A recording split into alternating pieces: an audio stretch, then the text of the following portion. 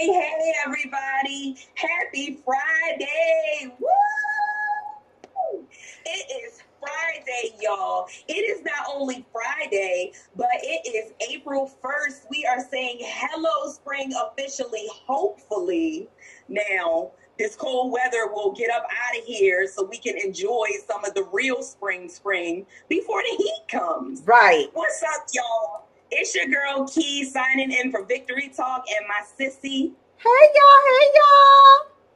I was about to say to my left. She's to my left. I don't know what side she's on y'all's situation, but she is here. We got the ladies in the house. It is Hot Topics. We have Takilla and we have Erica with us tonight. Y'all want to say hey, ladies?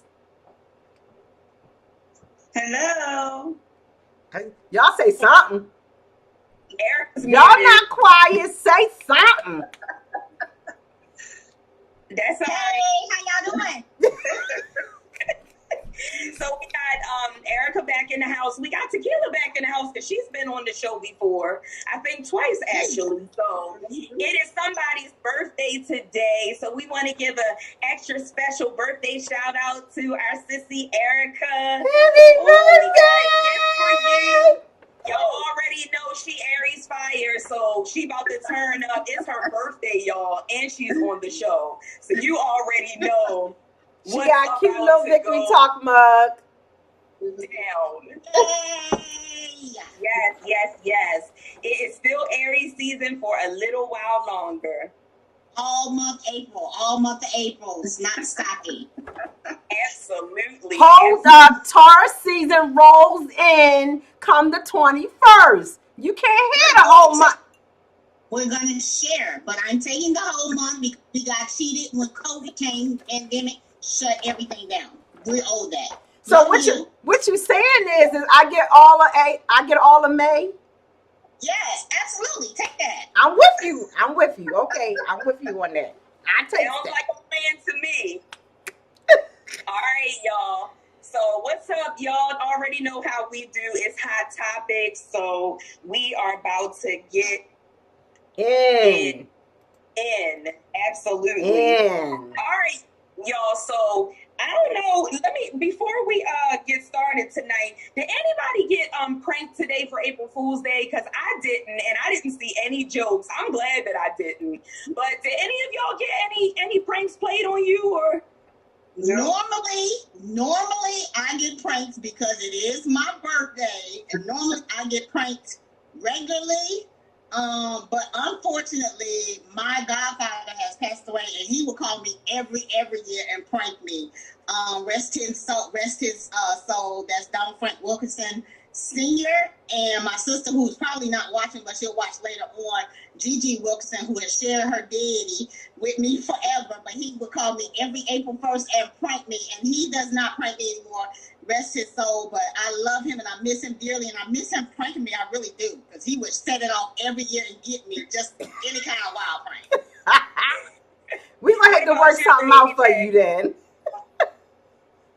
Y'all can't get me like he do though.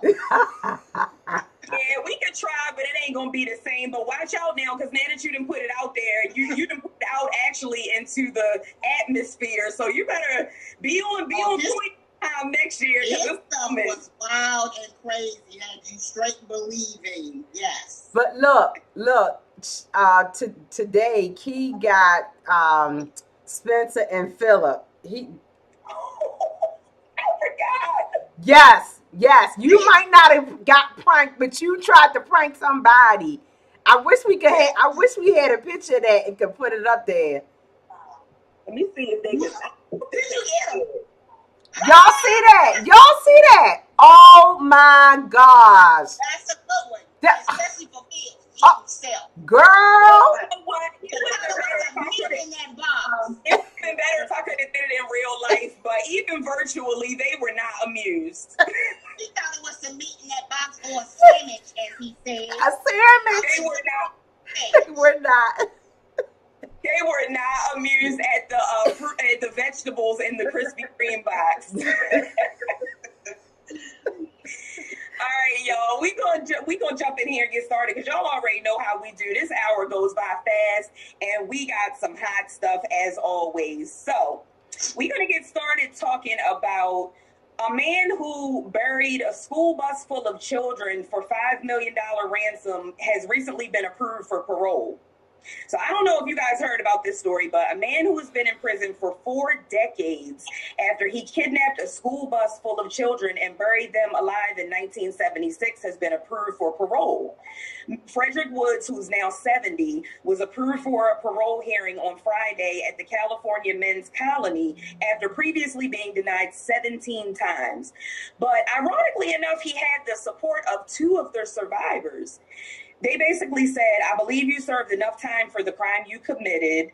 And another one said, I'm concerned about the addiction you may have about money, urging him to consider getting treatment. So him, along with accomplices, his 2 brother friends of his, kidnapped 26 children and their bus driver back in 1976, drove them 100 miles away, placed them into a moving truck, and buried alive.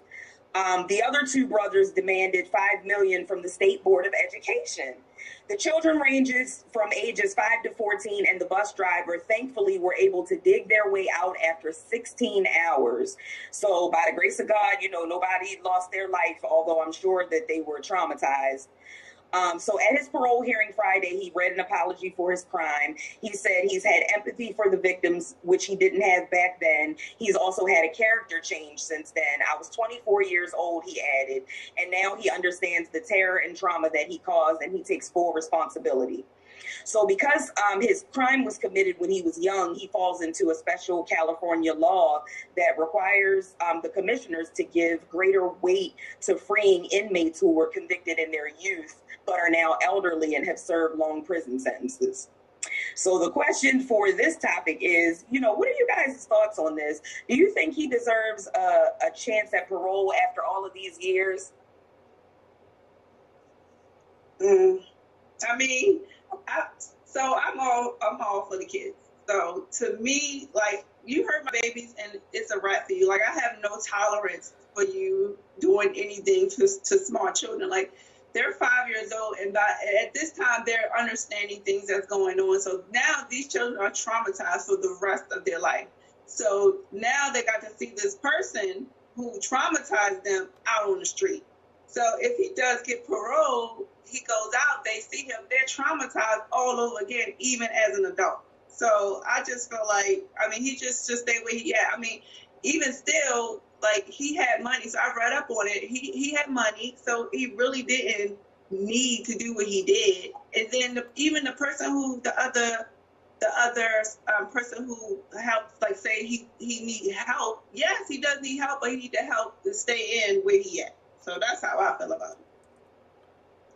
Okay. Anybody else? Y'all know how I am. Y'all know. I try to see things from both sides of the fence. However, my heart and my emotions are real twisted because y'all not got young grandbabies. So I'm feeling like, sir, you thought about this. In my mindset, this was premeditated. You got them, you drove them 100 miles. You put them into another a container, so you had to make these arrangements, right? Mm-hmm. You went through. You this wasn't something that y'all was sitting around, y'all got high, and y'all just decided, oh, we're gonna drive by the school and we're gonna get some kids and we're gonna hold them hostage. And no, you did not. That's not what happened. You made the conscious decision to do this. And you planned it out. And I imagine you had to put in some hours, some time planning this out. Mm-hmm. I feel like, listen, you made your bed. Now you need to, go ahead and serve out your time and lay in it. But then the other side of me feels as though, okay, you did what you did. God has forgiven us how many times? Our Heavenly Father, how many times did we do some of the stupidest stuff? You know what I'm saying? And God, is merciful, and he has the support of two survivors. The parole board denied him how many times? 17. 17 times. He's 70 years old. He got one foot on a banana peel. The other foot, Reaper is at the door waiting on him. I don't know. Yes, I understand, but the grandmother, the mother in me, she ain't feeling it. So if you asking for me, I'm just gonna say what Mark Cuban say. I'm out. I'm out. All right, real quick before Erica goes, just want to give a shout out to everybody who's viewing. Hey, Miss Victoria. Hey, Sunshine, Panetta, and Spence. What's up, y'all? So Sunshine says no. So I'm guessing she's saying like no, that's a no-go. Like he doesn't need to get out. Miss Victoria said no. What do you say, Erica? What do you think about it? So Jackie and I are on the same page. I kind of have the same views from the same viewpoint. Both ways, parent, grandparent, and then at the same time, we have been forgiven lots of times. But I also think, he was denied 17 times for a reason. And like I said, there's a lot that's taken into consideration when somebody premeditates, which means they didn't randomly just go on a drug craze rage and do this. He thought he plotted a school bus full of kids. A school bus full of kids, like, and the bus driver. Right. I was gonna say, I ain't gonna leave that. And the bus driver. Yeah. I'm a little twisted, but at the same time, you know what? I ain't his makeup. He got to deal with that. That ultimately, that's who he got to deal with at the end of the day. So, really, regardless of what we think, he served some time. I think he suffered, and I think he's gonna continue to suffer, whether he's in there or out. I just think he got. And yes, he has terrorized those children. I can't imagine what they went through being buried alive like that. I cannot imagine. I would know that as a parent and as a family member, I would have had to have forgiven him at some point, because I know that there is no way that I could have lived like that and gone on and been productive in my life with my family, having not forgiven him. So at some point, I would have had to forgive him. And maybe that's where the two victims are coming from, that they've forgiven him in order for them to have moved on in their lives. Mm-hmm. Yeah. Yeah, Not forgotten. Oh no. Yeah. No. It's really a tough one, because like everybody who has said before me, it's tough when you think from a mom or a grandmom or auntie standpoint, even somebody, who doesn't have children and just has a love for children, and just, when you think about their innocence being taken away, when you think about the trauma that they have to live with for the rest of their lives. And like, we talk about all the time, that's just like people who have committed murders or rapes or anything like that. When they get out and they're walking free, that their victims, are feeling that impact. It's almost like sometimes when they're incarcerated behind bars, they still have that trauma, but at least they may have a small sense of safety where they can sleep and not, be worried or panicked about the person, coming to do something else. So I definitely can see all sides also. It's really tough. I'm kind of like, part of me, like you guys said, wants to be like, okay, he served, half a lifetime. His quality of life at this point at 70, who knows how much time he has left. So, but I don't know. I'm kind of like, he's already in there. So, And he's been in there so long. He don't even know. Not that that's a reason, but he don't know life in, out. So he's 70 now. Do with himself? Right. So he went in at 24. He's been in there 50 some years. Yeah. 40. Okay. I'm sorry. Yeah. Thank you, producer. He's been in there 40 some years. That's okay. my math be off too, so don't worry about it. I'm trying. 46 years to be exact. Yeah. Thank you, producer. But what he gonna do? Yeah. And I imagine life for him in prison has not been a walk in the park, because you know how people feel about when you do things against children. Absolutely. You know what I'm saying? So I imagine it has not been a walk in the park at all.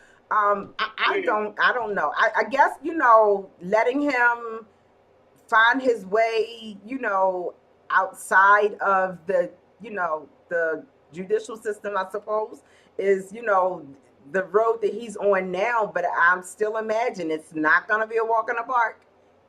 Yeah. Where's his I mean, family? but the crazy part about it is, even though, like I said, I looked at it, he was in jail, but he was still running a business in the jail.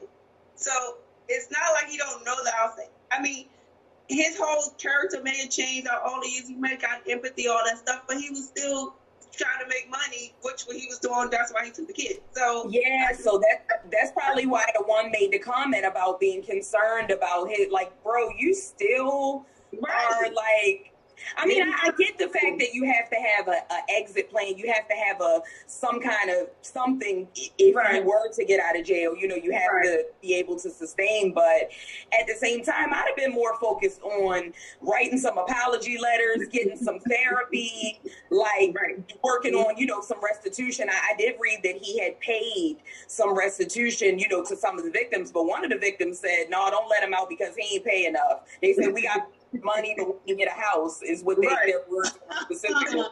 Yes, somebody definitely said, like, we got something, but it wasn't all that, so he could stay. So we extorted. Yeah.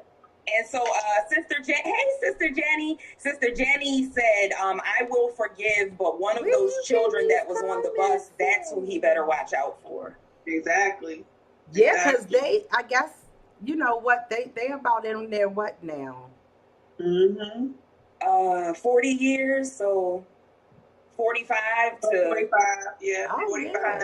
yeah. Y'all ages. Yeah. Yeah.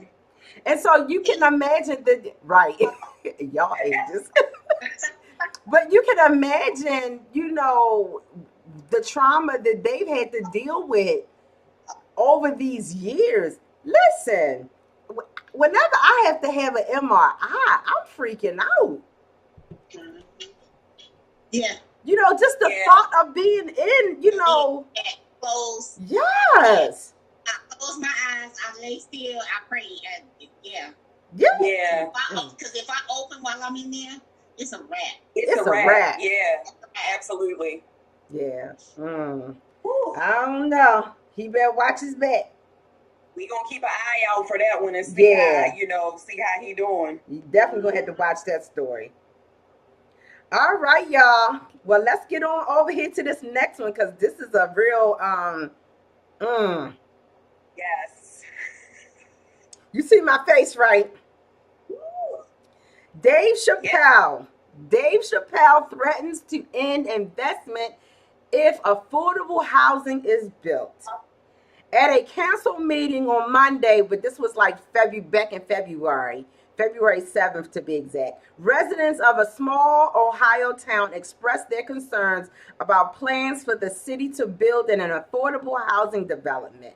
Among those in attendance was comedian Dave Chappelle, who expressed his disagreement towards the idea. Video captured Chappelle threatening to remove his business's investments out of Yellow Springs, that's in Ohio, a place he grew up as a kid and currently lives. If the city council moved forward with the affordable housing program, he said, Dave Chappelle personally came to the city council meeting and threatened to remove his $65 million of investments from his city if they allowed a developer to move forward with an affordable housing program. The objection wasn't to the build, but the affordable housing component. Matthew Kirk, another resident who disagreed with the affordable housing option, said that the city should have built two separate developments because affordable housing, he said, attracts different type of home buyers. In December 2021, Chappelle again expressed his disagreement with affordable housing development, telling the council at that time, I just want to say that I am adamantly opposed to it. I have invested millions of dollars into this town. If you push this thing through, what I'm investing in is no longer applicable.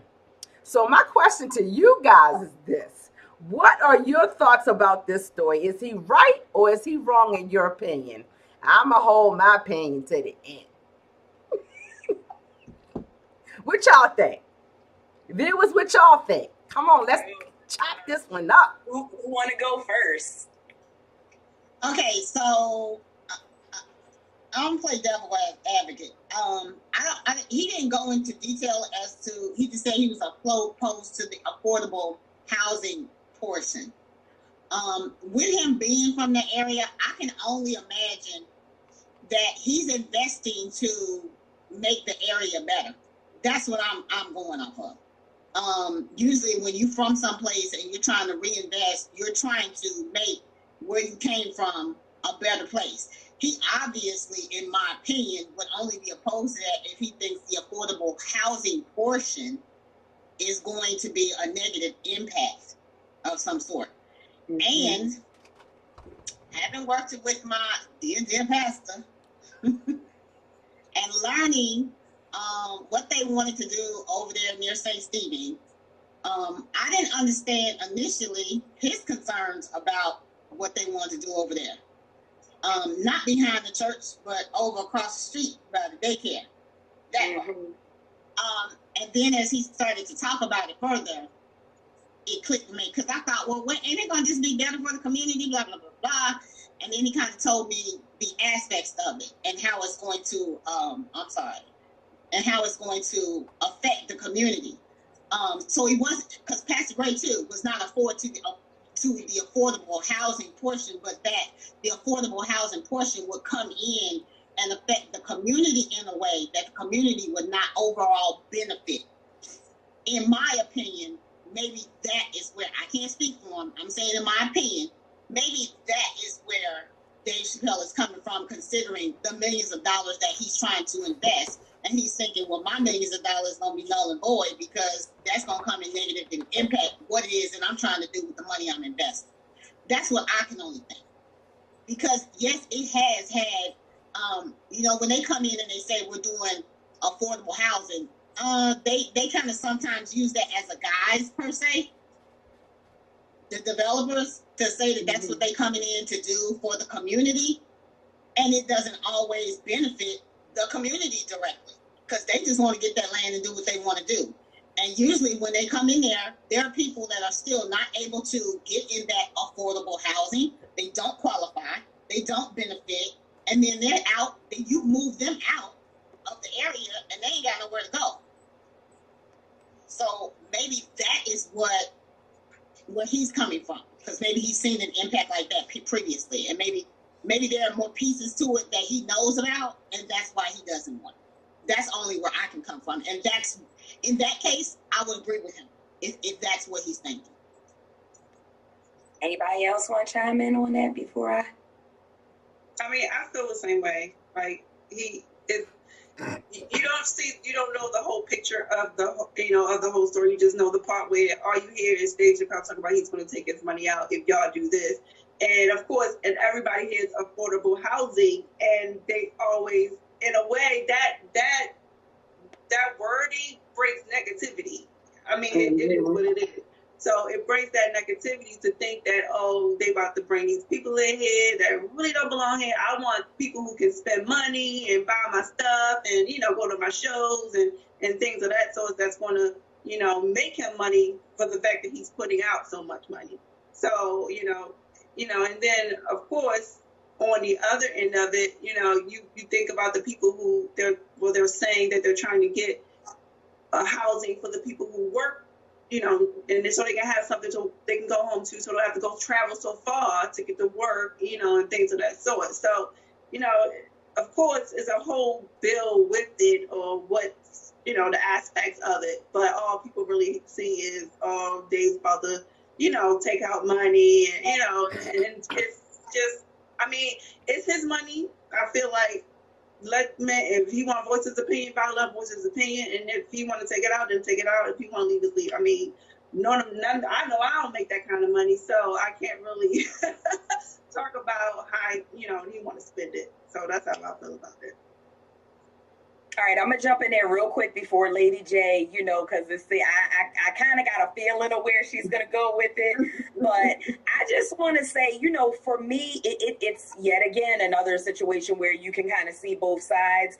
For me, it's the quotes in the, what really jumped out to me was the Matthew Kirk gentleman saying that affordable housing attracts different home buyers. It was the quotes for me, because I'm like, okay, so why don't you just spell it out and, say it simple and plain so that people can know. You're talking about ethnic people, you're talking about, people, Black, brown, whatever it is, minority people is what you're talking about that you don't want in your community.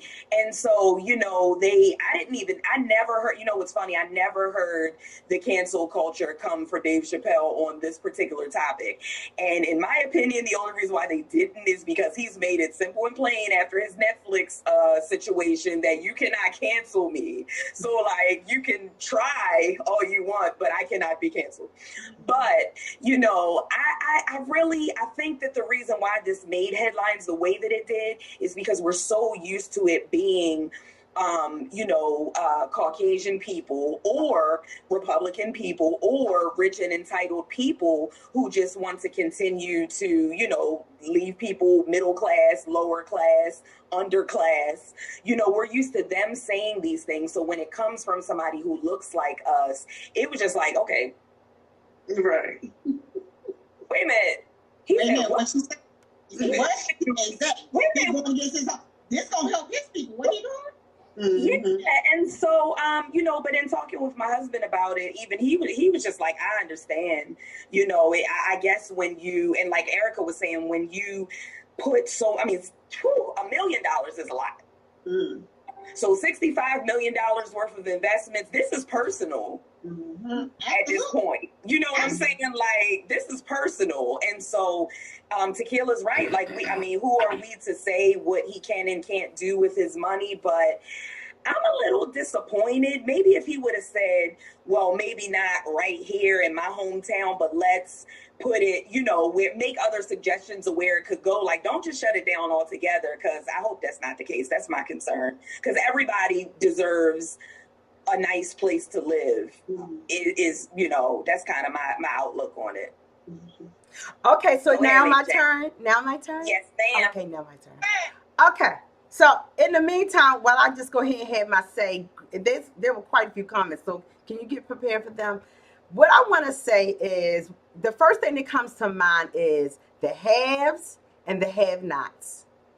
The haves and the have-nots. The haves, they don't want to help the have-nots. Okay? When I think about this, I think about having spent some time as a single mother, needing some affordable housing. Mm-hmm. Needing some affordable housing in a decent area, okay, to raise my children. At that time, I couldn't find affordable housing of what I could afford. So I lived above my means. I worked 2-3 jobs to be able to afford to have my children live in a decent place. You know what I'm saying? In a safe place, a decent, safe place, okay? Yeah. Okay, and there was things that we had to go without. There was things that they did not get to do. There were things that they didn't get to experience because merely every cent that I had, I was trying to keep a roof over their head in a safe, clean place. I can recall having a BG&E bill over $1,500, but I kept a roof over their head. So I take this, I have really strong feelings about this, because why is it that because you and that's not really saying, you worked all your life and you worked hard, or however long he's been working, whatever he's done, but you worked hard and you got to, whatever, your level of income and your status. What about reaching back to help those who Yes. have not been afforded the opportunities that you have been afforded? Because I guarantee you, somewhere along the line, and I haven't read Dave Chappelle's background story, but I'm guarantee you he's a black man in America. He got a background story. He got a story, and somebody gave him an opportunity. Somebody gave him some help somewhere along the way. And so I feel real passionate about this affordable housing, because not everybody that is in need of affordable housing, not everybody is going to be ratchet. Not everybody is going to be nasty and trifling. Yes, they need to have a serious, are you raising your hand? Yeah. Okay.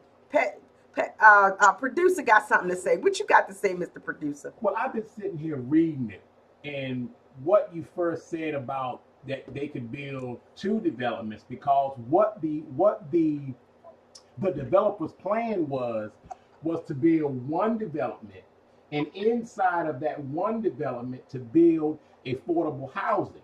Now, the regular houses were going to be all these nice, good, clean looking single family homes, and then they were going to build this one section that was going to look like the projects. So Dave's thing was, why come you can't build the whole thing like that? Okay. There we go. So what you're saying is why can't the whole thing be the nice housing? Okay. Correct. Okay, but is the nice housing going to be at an affordable cost? But see, that was his thing. If you're going to do affordable housing, make them nice houses. Okay, these houses are gonna look all nice and neat and pretty, and the poor people they gonna know they poor, because you're gonna be in the poor section. I don't know. That's not. Wait a minute. But that's not what the article. That's not what the article said. Dave Chappelle personally came to the city council meeting and threatened to remove it if they allowed the developer to move forward with an affordable housing program. His objection wasn't to the build, but the affordable housing component. What? So he was against the, it being built altogether. I don't know. Yep. I'm reading the full story, and says Chappelle is against the poorly vetted cookie cutter sprawl development deal that had little regard for the community. There were going to be different houses for the affordable housing. See, okay. There we go.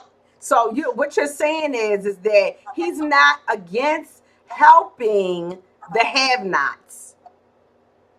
No, he's not against helping the have-nots. Because I was feeling some kind of way. But why make the have-nots feel that they have it? I'm gonna put you in the middle of all these nice houses, and you in these little cardboard shacks. All right, so we gonna have to either circle back on this and take, because I don't know if it was two different articles or somebody, or he trying to cover up and double back and fix what he said.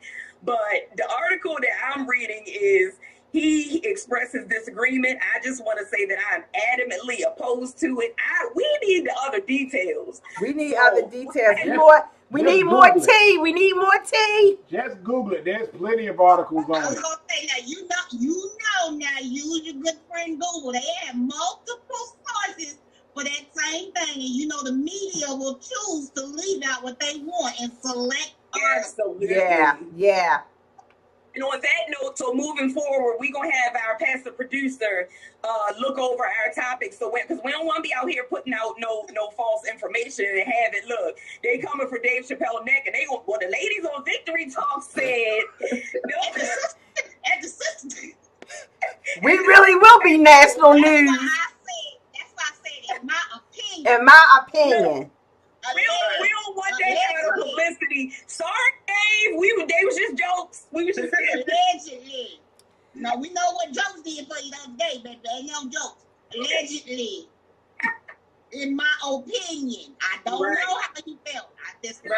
Wait. I just spoke how I felt. I'm speaking for the single black mother, although I am not single anymore. Yeah. Praise the Lord. But I'm speaking for, you know, those women, you know, people out here do need affordable housing. And, you know, to have an opportunity like that. I do remember a little bit about, you know, when they were building the houses behind St. Stephen's. And some of those houses were supposed to be affordable housing. And then when you went to apply, you guys know them nice big houses, those pretty houses. There was supposed to be so much money that was allotted that you could, you know, be able to purchase at a reasonable rate.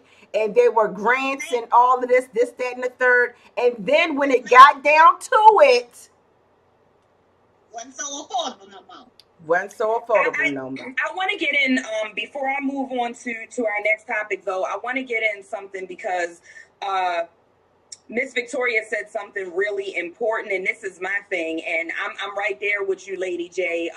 You know, comment like I used to have a housing choice voucher, so like I was a recipient of affordable housing, and so I understand the importance and the necessity for it, because when you're, you know, especially when you're a single parent and you have kids, you just really can't afford, you know, and you don't want to have to live, you know, in the projects. Nothing against people who live there, but you want to be able to have a safe, clean, decent place for your kids to be. And so Miss Victoria was saying, unfortunately, some residents of affordable housing have made it bad for most.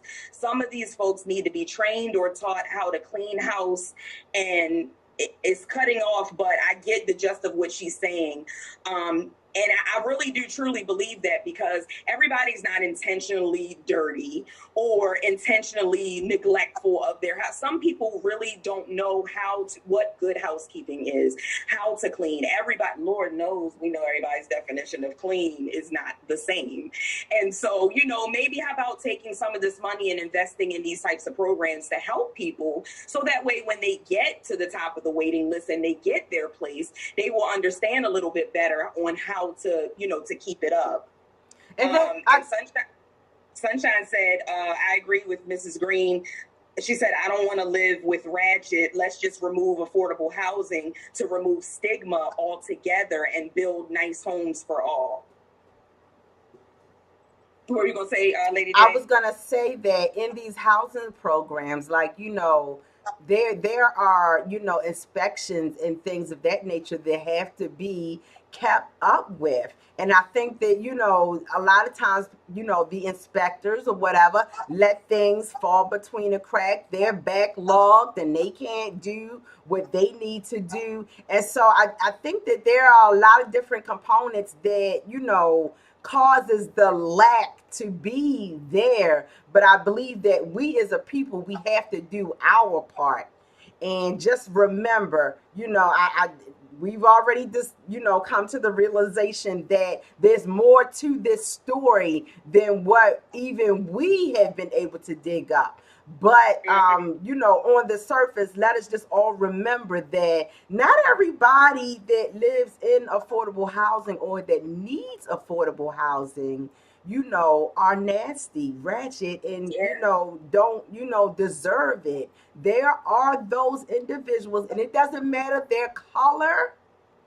Absolutely. It doesn't matter their background. It doesn't matter where they came from, who their mama was, who their daddy was. It doesn't matter, because it happens to the best of people. So that's my thought on that.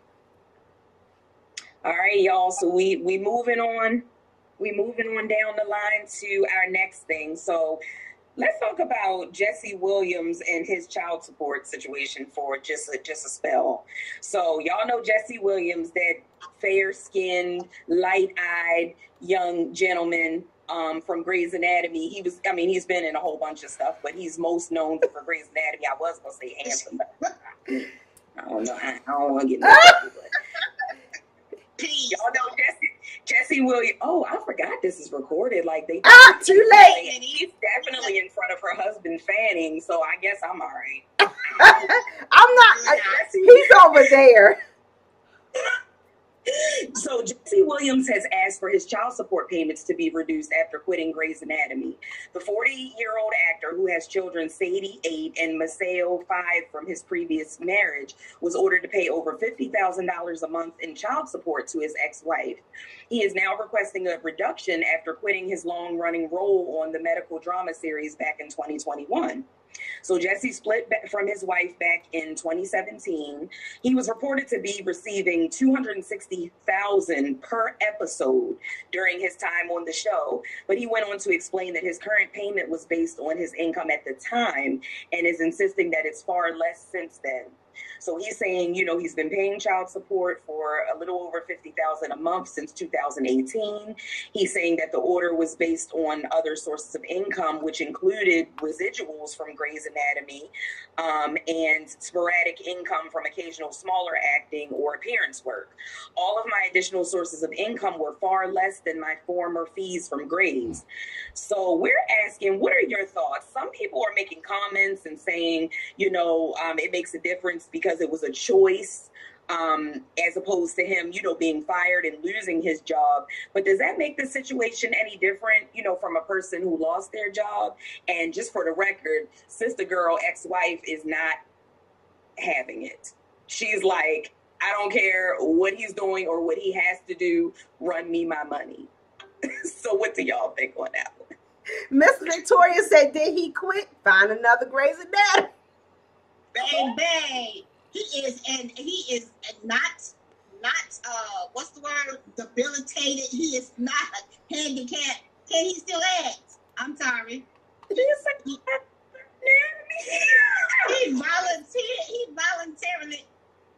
Listen, I have been a single parent that did not receive some child support. Okay, why should she have to suffer and limit now and decrease her lifestyle because he voluntarily?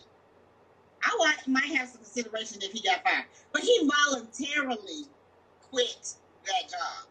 He is an actor, honey. Where is his agent not working? Run him some auditions. I'm sorry. Are they? The pandemic is not that bad that he can't get no jobs. What is going on? He just won't sit back and not. His children ain't supposed to live the lifestyle that they was living because he don't want work. The average Joe can't do that. Guess what the judge is gonna tell the average Joe? Right. Sir, go work at McDonald's. Right. Sir, go get a job. Go get a job. Sir, drive Uber.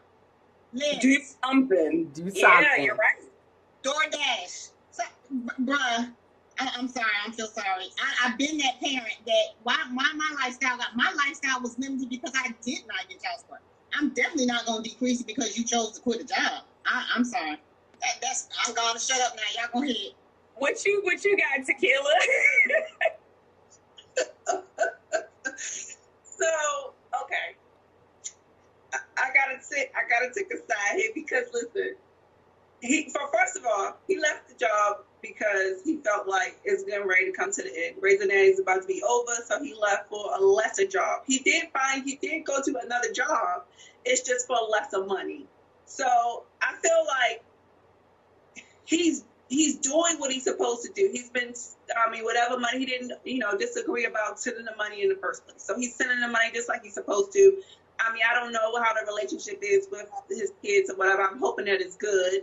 But, he's doing his part. And so I don't feel like asking for a reduction.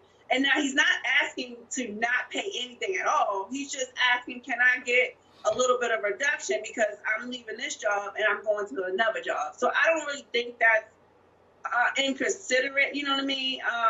And again, a lifestyle, you do want to keep up a lifestyle at the same time. But as a mother, if you want to can continue that and he's still doing what he's supposed to do, I feel like I can do something as well, you know. And I did hear that she's very mad and upset. I don't know how the relationship ended, but I did hear that she was still upset about it, and that's fine. It's nothing wrong with being hurt or being in your feelings, but at the same time, if he gets behind, now he goes to jail, and then you get nothing. So I just feel like, you know, maybe you can work something out where you can continue to have a great relationship with your kids and, you know, do everything. And that's just how I feel like. I mean, he's still human. He's still, you know what I mean? Just because he make a lot of money doesn't make him, you know, I mean, like you said, any average Joe. So he's just asking for less. He's not saying cut it off altogether. He's just saying, can I get a little help until I get back to the big time? You know, he's doing something. That's how I feel.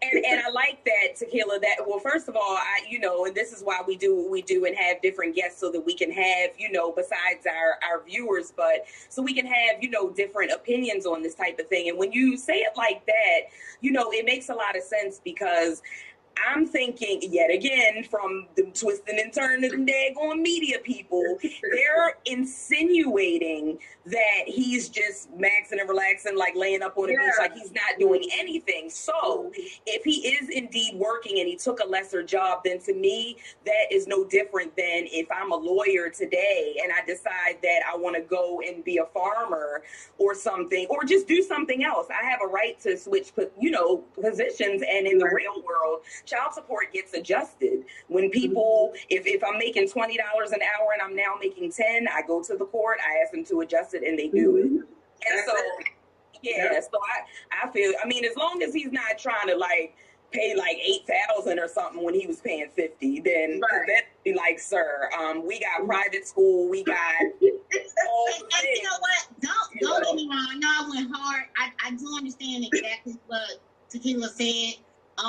I guess my concern is, just like he made that decision to quit that job because it was ending and go to something lesser, did we sit down and have a talk with her and let her know that in advance, so that she could be in on that decision, so that she would anticipate, like, this gonna be a big step, this gonna be a big drop.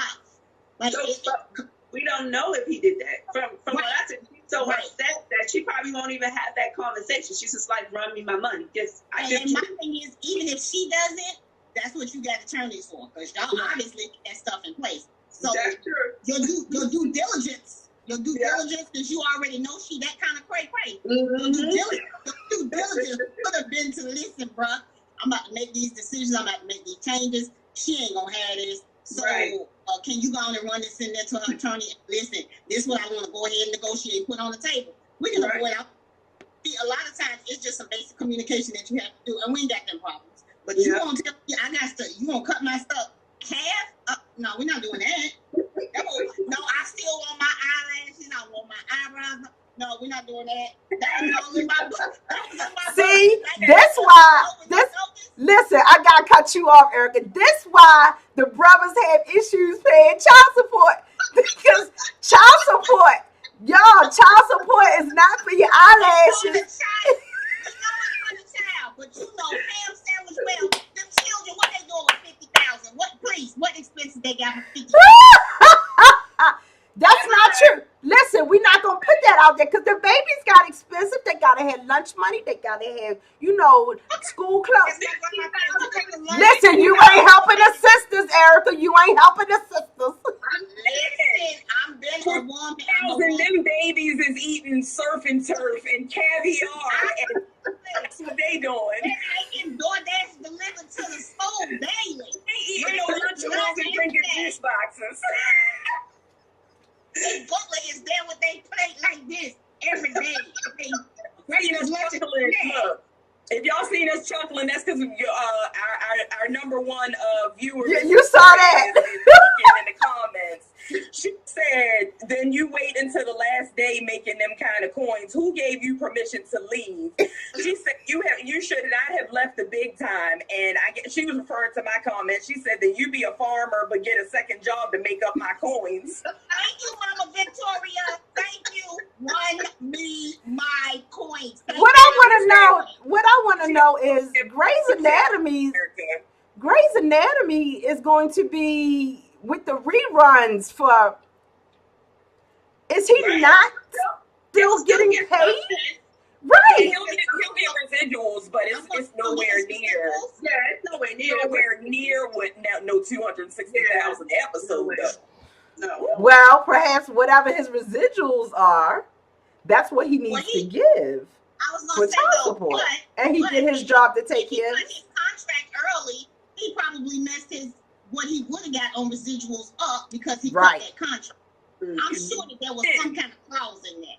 And he also, as we round up and Gary get to this next one, because we saved We it got to later get on this purpose. next one.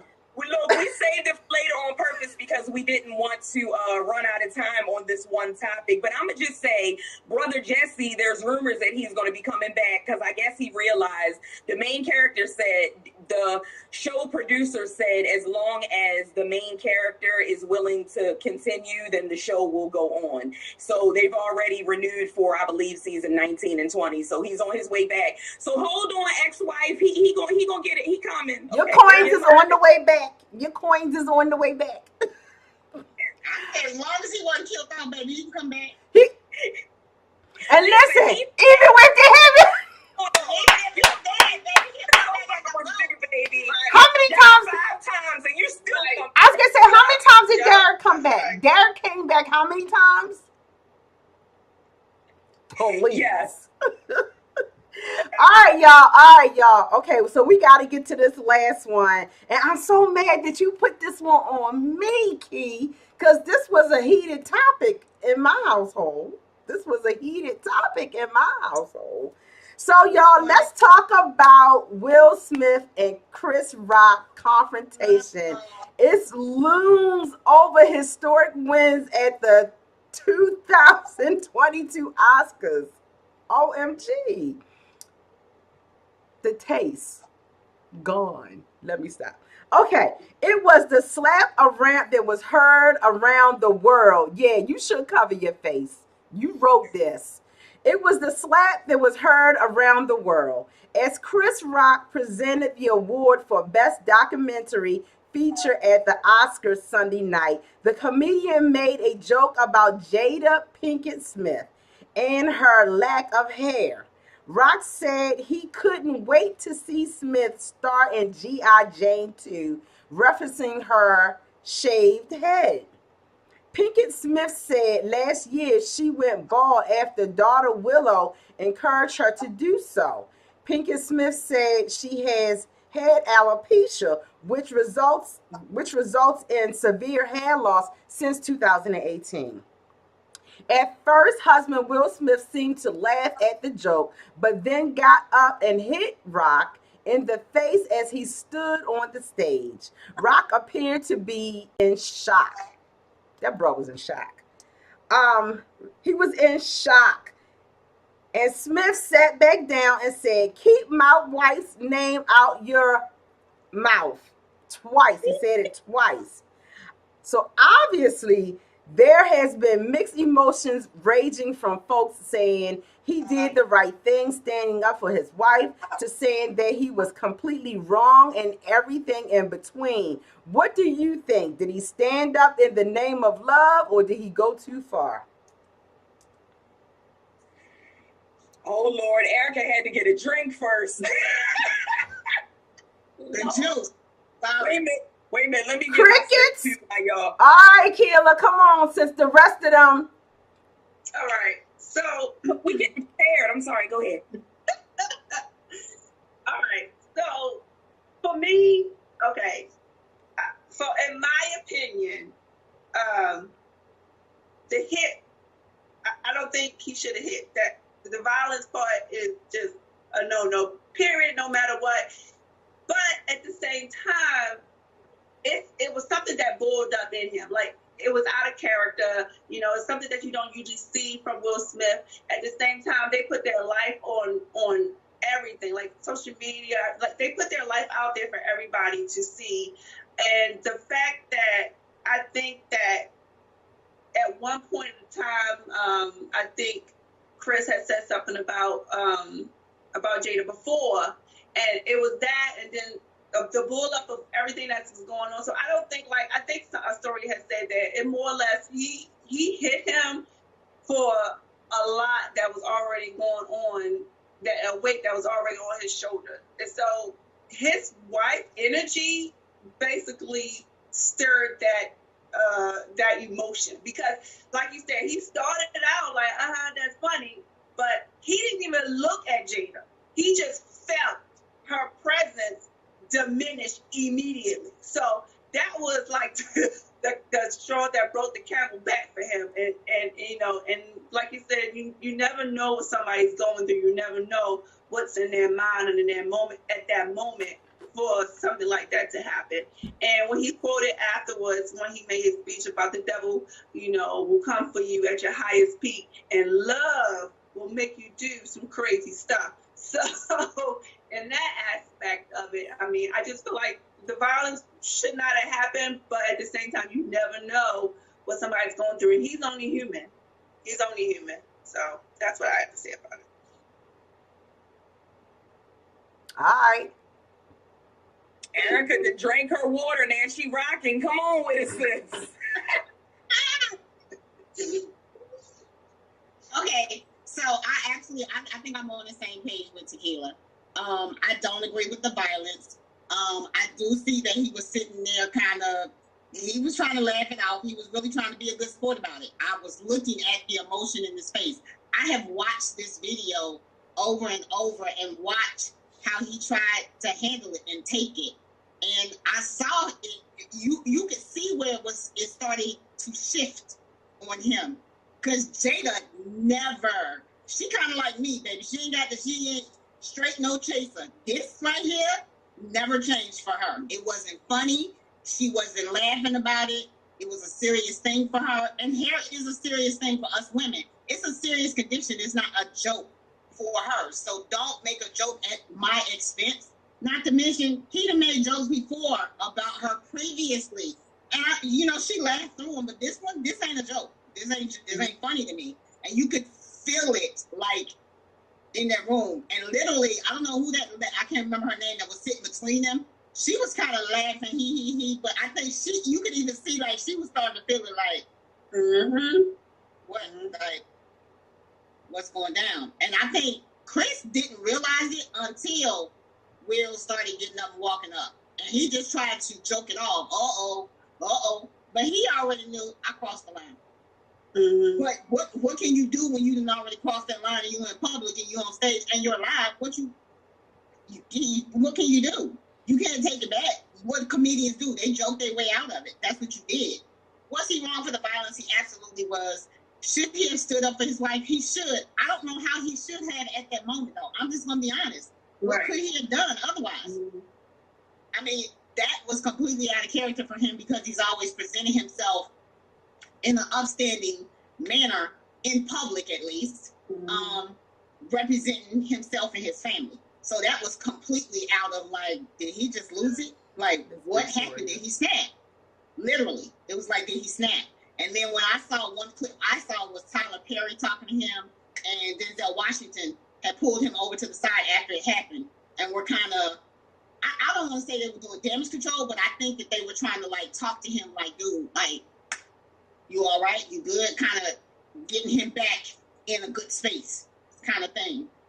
But now that they're talking about, what is the word that they're talking about? Taking action. I got some mixed emotion about it.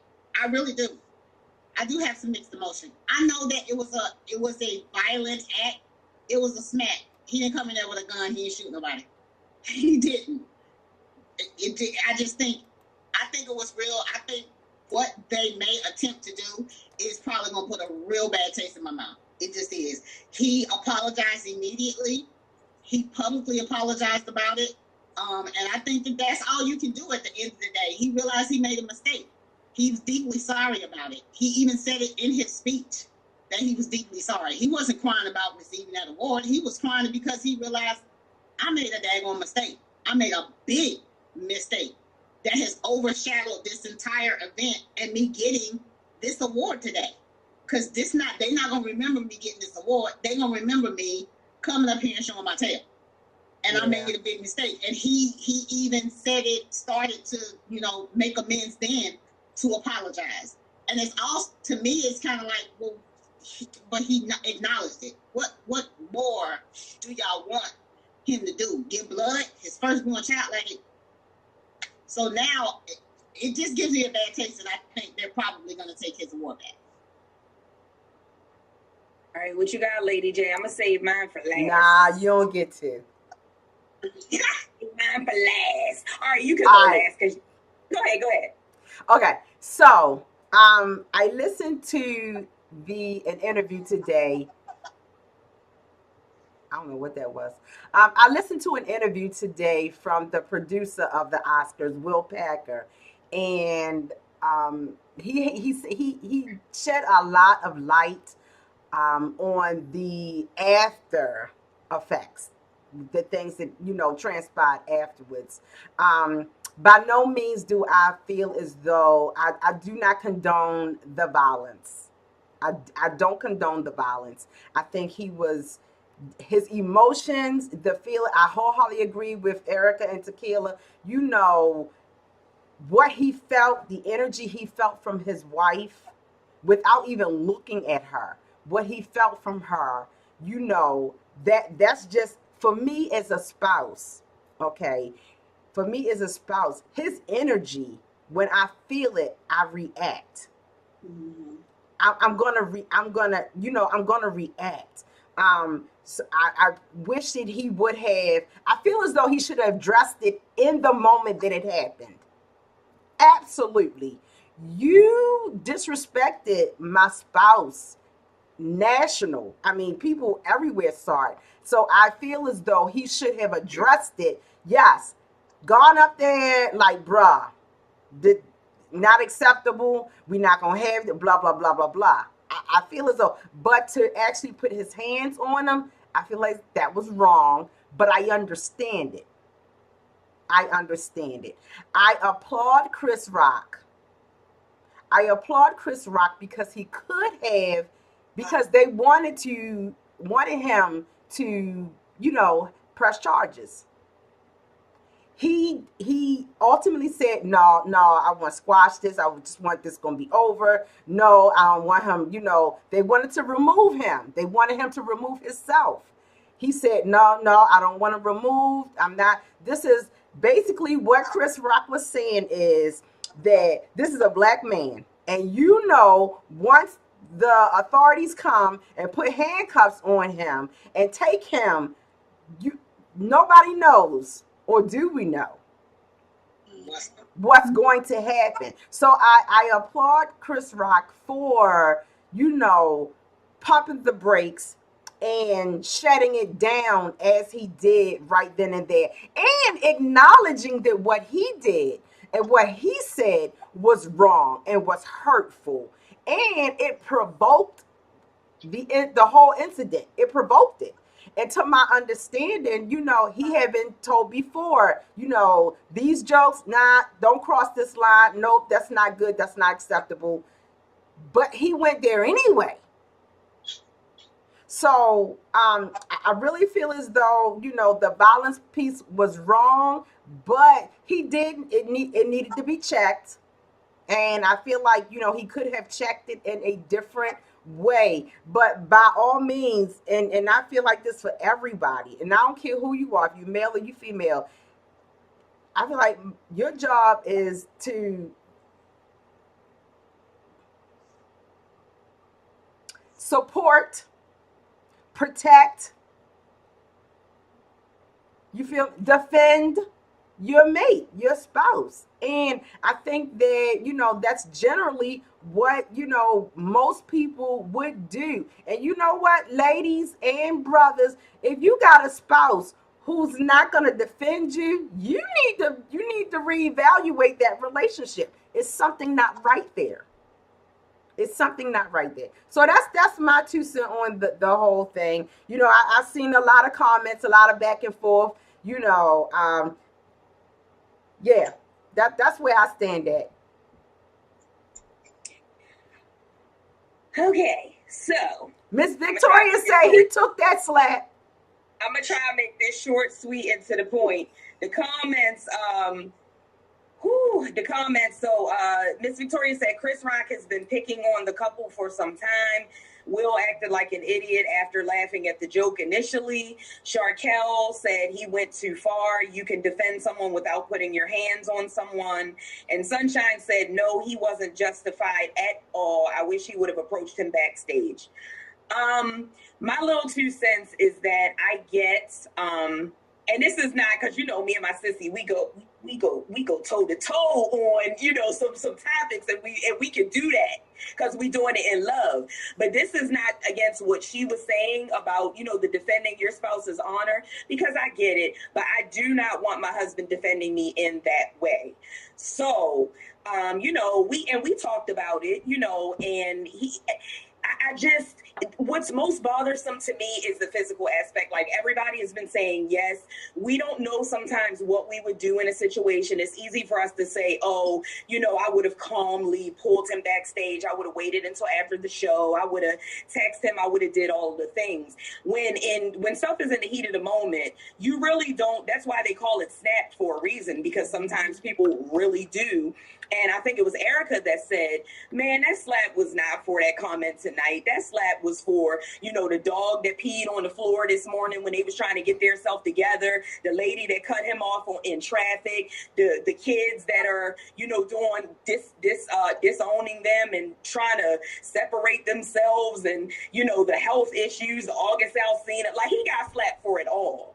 You know what I'm saying? And so that was a build-up situation. But I really feel some type of way when I feel some type of way when anybody gets violent, but I really feel some type of way when we get violent, because that is what we are expected to do. It is so bothersome to me. And I'm just like, bro, like, I get it. I understand. Like, the whole mama bear thing is real. Like, the kids, the claws come out. The husband, the claws come out. Anybody that we know and that we love and care for, when they're hurting, we are going to react. But I just really wish he wouldn't have done that, because and seeing some of the comments, and Lord knows we can have a whole show about the comments that were going on back and forth. It was irritating me. I had to get off of social media for the whole day after it happened, because every time somebody said, oh yeah, slap him again, he should have not only slapped him, he should have beat him down in front of everybody, he should have drugged him, he should have people was really like and I'm just like, this is the example that we're setting for the kids, and this is part of this is not the whole reason, but this is part of the reason why they act the way that they act now and do the things. And to the point of, the comedian thing and stuff being off limits, I was listening to Griff, who was on Erica Campbell, her morning show, and he was saying, it's concerning because he's a comedian and he has had multiple shows where he had to extend out his shows because he said something offensive to somebody in the crowd. Like, he made a specific comment. He said, he made a comment about a child being like, not Down syndrome, but like something about a guy and his daughter were in the audience. And he said something like about her looking special or challenge or something, and come to find out she really was. And so he said he had to extend his show out extra time. He trying to stall because dude is really like waiting for him like to pull up when he's done. Yeah. And so I was listening to the comedians also expressing their concern, because they're like, this is what we do for a living. People who know Dave Chappelle, we already know he don't have no filter. He done talked about everything and everybody, and it's okay because it's him. So I don't really agree with the, stuff is off limits. We cannot, if we're a comedian, we cannot possibly know everybody's health diagnosis, everybody's situation. And I really truly believe that he did not know. And so that's why, one of the reasons why he didn't press charges, because he truly felt bad when he found out that is what was going on with her. I mean, who wouldn't feel bad about making a joke about somebody? That's just like making a joke about somebody who has cancer or, or some other type of debilitating disease. So comedians, I mean, we all know if we're going to choose that field, we just got to kind of get what we get sometimes, because nothing is off limits. Like, nobody's grandma, they auntie, they dog, they kids, they mama, nothing is off limits. And so I just, I wish that he wouldn't have became physical, because just seeing some of the feedback in the comments and how people were reacting to that, I'm like, what do y'all mean? It's just, and they're talking about suspending or possibly expelling him, and then that's a whole nother situation with, the kid. Willow had tweeted and said, that's how we do, that's how we handle stuff. That's not helping the situation. That's making it worse. You know what I'm saying? Like, you're making it worse. And then on top of that, Will was asked to leave and he absolutely refused. And so, I mean, I get it. You apologize, but if you're asked to leave a venue, you might want to leave, because now they're probably going to take your stuff, because they're like, you messed up and now you're ignorant because we asked you to leave and you refuse, like you're some type of, I don't know, just a bug. Angry black man. Yeah. And I know that was a little bit more than 2 cents, but yeah. We gotta do better, And I hear what Lady J is saying, and trust me, my husband and my kids, I feel the same way. But at the same time, when these celebrities, or we're in ministry, so heaven forbid somebody hurt Pastor Phil's feelings and you haul up and slap them, like, you're gonna be.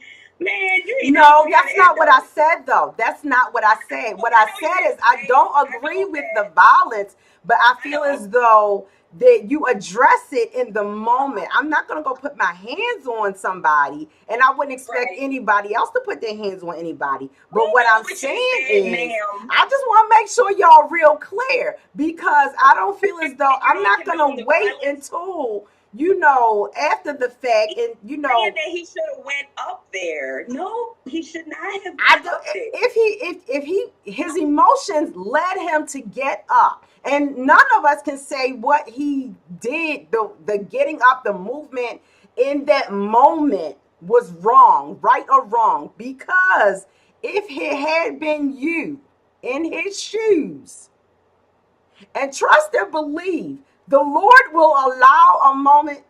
The Lord will allow a moment such as this to come to your door to show you that, hey, what would you do in this moment? He would have gone, I would have gone to the individual and let them know, this is not right. This is not acceptable. You need to extend an apology. Not tomorrow, not off camera, not in another interview. You need to extend an apology right now, because right now is when you did it. That's what I'm saying. I don't think that, listen, I'm not trying to put my hands on nobody because I'm too cute to go to jail. That's just how I feel. But I'm saying, right is right and wrong is wrong. In that moment, yeah. So that's what I'm saying. Yeah, I don't know. I mean, I definitely agree with see, again, I'll just say that you never know what was going through his mind at that moment. You never know if you're in that situation, what you do. Because you know what? If something's, cause when it comes to my kids, if something's happening to my kids, I'm sorry, I might have to say, I might have to get violent, because that's just my mentality for my children. You know what I'm saying? So you never really know what someone's thinking, and then maybe they are thinking like, oh, this is about to happen, but you know what? I gotta do this, so, again, we don't want the violence, but you never know what that person is going through at that moment, so.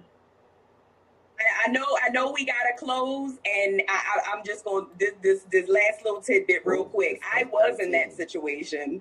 Somebody, they said something to my child, and basically like cussed at my child or whatever outside. I went to the door and I spoke to the young lady, and me going to the door, that could have caused it to escalate, because she could have opened up the door and started to fight. And then at that point, now I'm in a fight, even though I wasn't looking for one. But I went to the door to correct the situation. She cussed, she screamed, she waved her hand, she did all of this and all of that trying to fight. And I kept my cool, and I said what I said. And I said, if you have an issue with my son, please come knock on my door. This is where I live. And I walked away from it. So I can say what I would have done in that situation. And I'm not, it's just, it's unacceptable. And I get all of us said that the violence part, we're all on the same page, but you can't, even in the hotter moments, when you're in the heat of the moment, you still got to exercise something. You got to have your come to Jesus moment. You got to do something in that moment, because in that moment, I'm like, I have my children watching me, and I have a whole neighborhood full of people with phones out thinking it's about to be on World Star. And I'm like, I'm not that person anymore. So I'm just going to speak my piece. I said what I said. She heard what I said. And that's all I'm saying. That's all I'm saying. But you still got to be careful the way that you address people, because Lord knows these people cray nowadays. You walk up before you even open up your mouth, they swinging. Yep, that's a fact. That's a whole nother situation. Mm-hmm. All right, y'all. Whew. That's why we ain't start with that one. Lord, thank you, because I'm drained.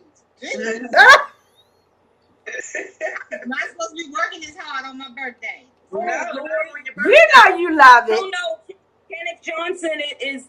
Does anybody know Kenneth? Is he new? Kenneth Johnson is on. Hey, Kenneth, thank you so much for tuning in. He said, I'm a pastor, and it happened to me before. My deacons held them down. Minister Talina said, I believe he responded out of embarrassment. The whole world looked at him, knowing his wife had sex with a young man that came to her for help. His son openly professed. Oh, it's cut off. She basically saying like I said, that slap was for a lot of things. It was not just for that comment. That's what I said. It was a build-up. It was definitely a build-up. He might have caught that from the elementary school teachers telling him he couldn't read good. Like, I'm telling y'all, like, because that slap, that's why the title of the article said the slap that was heard from around the world. Like, y'all woke up at 2:00 in the morning and rolled over in my daggone phone, and I'm like, well, oh my Lord, what is that? And all I see up and down the video, pow, pow, just everywhere. And I'm like, Chris Rock making a joke, but he ain't gonna be able to taste for another 2 weeks. So but I must admit, in true comedian fashion, because I probably would have been so in shock, I wouldn't have been able to say nothing. Cut, because he said Will Smith just slapped out of me.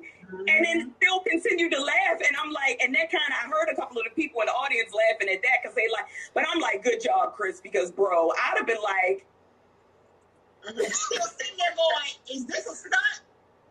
Is this part of the? Can we go to commercial? Listen, when I saw it, I honestly thought that it was a part of. Thank you.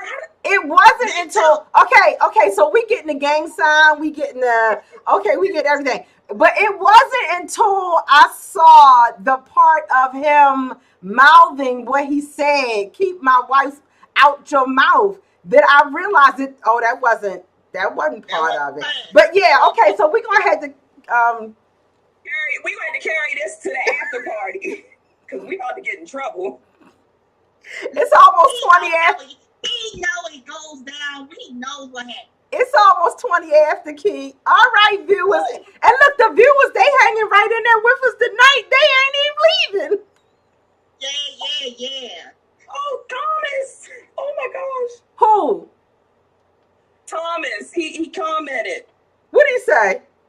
He said, I believe what we saw from Will was a whole lot of bottled up emotional hurt exploded in the most public moment. Now there is a mountain of healing for himself, his family, etc. And Kenneth Johnson said he lucky I wasn't Chris Rock's bodyguard. All right, y'all. Not the pastor. All right, y'all. Oh, I just realized I'm supposed to be closing us out. I keep on waiting for Key to close this out. All right, y'all. We're going to get up out of here. because like I said, it is 20 after. And to our viewers, we thank each and every one of you for joining in tonight and chiming in. And we thank y'all for hanging in there with us, because we know that this one ran over a little bit. Y'all know usually we try to be very conscious of our time. We don't like to mess up anybody's time. So we just want to say thank you, and we do apologize just a little bit. We apologize just a little bit. Thank you to our special guest tonight, Keela. We thank you. It was always good to have you on with us tonight. And tell us what your backdrop say. Oh, Killer Bees. It's I do traveling bartending. Ooh, that's interesting. You need to send me your information. Okay. I don't know that. My whole thing is heels. So my of course my thing had to be a heel. So that's all I do. I love my heels. So it had to be a heel with my logo. I gotta do a little research. I don't know if we can do a show on that. We might have to. We'll see what we can do with that. I don't know what we could get away with, but we'll see. Erica, we love you to life. Thank you for sharing your birthday with us. You better stop. You better stop. Look here, baby knees. What did you got on there? I can't see it. Will Smith resigns from the Academy. Wow. There you go, Erica. He bowed out before they let him out.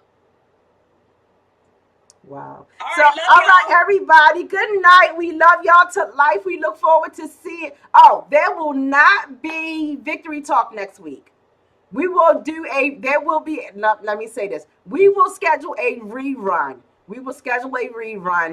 Please keep the Noble Green family in your prayers as they will begin funeralizing their husband, father, grandfather, uncle, brother, and member of church. So please keep your girl Key and her family in your prayers. So Victory Talk will be a rerun next week, next Friday, as next Friday is the wake and next Saturday is the funeral. So we will see you guys live in 2 weeks. Okay, so we love y'all to life. Have a good evening, and remember, keep your hands to yourself. Good night. Good night.